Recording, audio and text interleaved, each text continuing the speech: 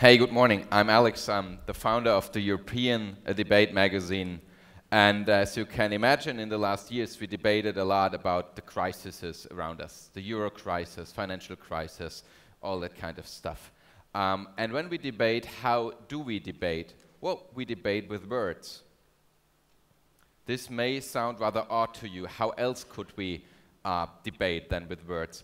And in my talk this morning, we crossed the border of some presumptions we have in our head regarding how we debate and what we take in account when we debate.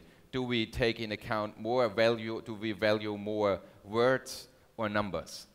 And in the current discourse in the crisis, we had heard a lot from economics talking, and they talk about words. About numbers. And what about the latter guys, the guys in humanities, the guys in journalism, who have maybe other results in their findings? When we start this, we have to commemorate the significance of language. It's structuring our life, our perception of the world, our social interactions.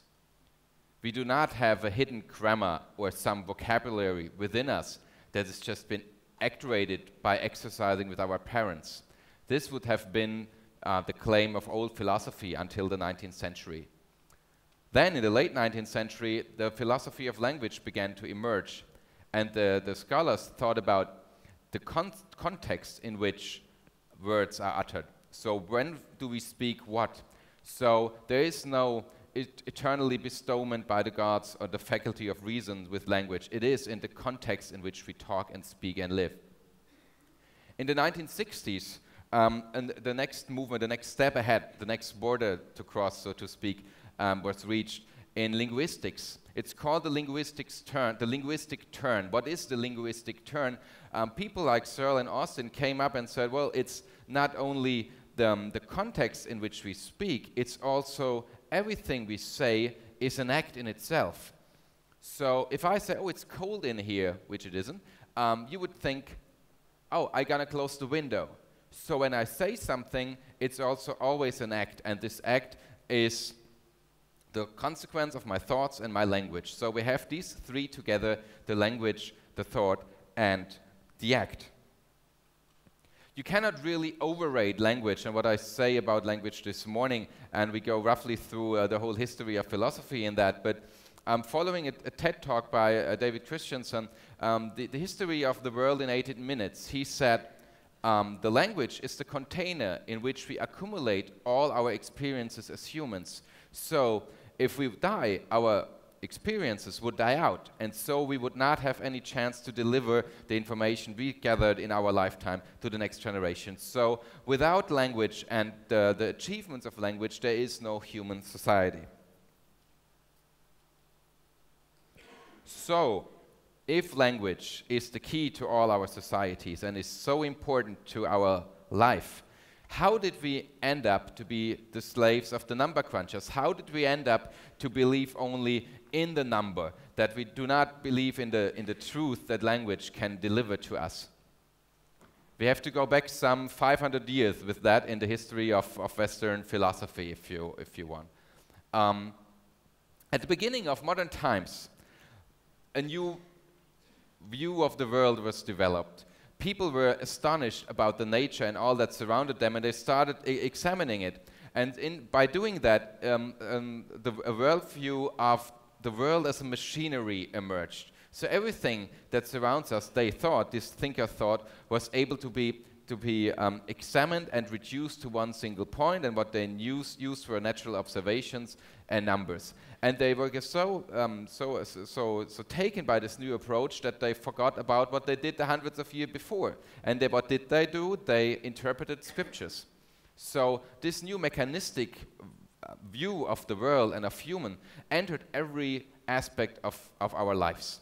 If you remember Hobbes or Machiavelli, those guys who thought about the nature of the state, they reduced all what we do to our self-interests and the interaction of these self-interests. So we find at this very particular moment, for some 500 years ago, a starting point which still lasts until today, that we believe that the number is much more valid, the result of the numbers is much more valid than the results of the language. And this is, by the way, why people in banks make more money than in the humanities because we have a perception of value which I think is wrong. So, lucky us that we now have the crisis, because this makes us think about the presumption of our thought and the perception of value. So this is the hour where we all can reconsider how important language is and how important the things are that we gain with the language. Let's go to some example. There is an anthropologist, David Graeber. He wrote a book about debts. And he said you find in all human societies trading. And while people trade, it reminds him of actions while in warfare, or how you find your girl, how you mate. So there is a lot of interactions in trading that resembles, or has recollections of other aspects in civil life, like finding the woman you love, or being at the verge of an armed conflict. So how rational is that?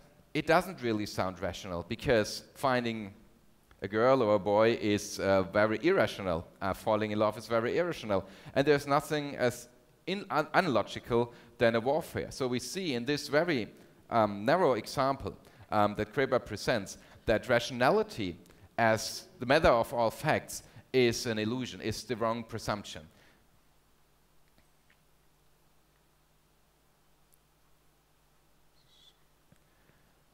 And what shows us this? That our actions are not splittable into actions of economic behavior and actions of love behavior and war behavior. They are all intertwined. And how are they intertwined? By the means of language. So language is the only mean by which we can walk through all these aspects of our life, like through the rooms of a house. The number people, as I like to call them, they have one dictum, and it's crow, crow, crow. Well, how can you scale the results of humanities? How can you scale and make crow the value of a symphony? Or the value of an essay on, let's say, Caravaggio's influence on 20th century painters like Picasso? You simply cannot. And though they have a model, it's just another model. And we have to learn and to reconsider that there is not just only one principle by which everything that we do can be applied. As I said, and I say it again, we have to reconsider the value and the perception of values. But here comes the other thing. It's not that we can say, oh, nice, now it's the next 500 years for the humanities. It's not that easy. And it's not all the economists to blame for. I come back to Mr. Graeber. I already cited him. He may have dismantled the idea of a rational market, but on the other hand, he says there is plenty of stuff that is rooted very deep in our language that we also have to take care of in the next time. As I said, there is the thought and the language and the action, and they all are mingled together. So if we want to change presumption, we do not have just to change a number in a calculation. That would be easy. We have to go very, very back to the origin of our thoughts. Let me strive one argument which is economic. Graeber writes that in every culture he has examined, he finds that the basic relations between people are between borrowing and lending. So if you are in a village, you lend and you borrow, and you have these tiny favors, and you remember the favors. And so it's on a larger scale in trading between tribes and even between states. So all our ideas of our human interactions are basically rooted in economic thoughts. And this leads unto the very end where we all would say debts need to be repaid.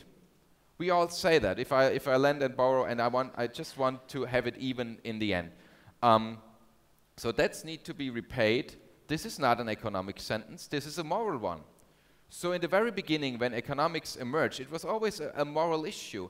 So there is no separation within our own historic concept of society where these two are separated.